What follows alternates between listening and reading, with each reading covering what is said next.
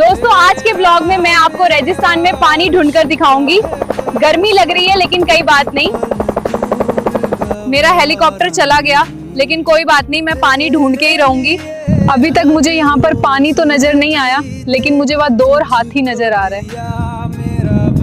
दोस्तों पानी तो नहीं मिला लेकिन यह एलिफेंट मिल गया है और अब मुझे इस पर ही बैठकर घर जाना पड़ेगा और मुझे प्यास भी बहुत लगी है।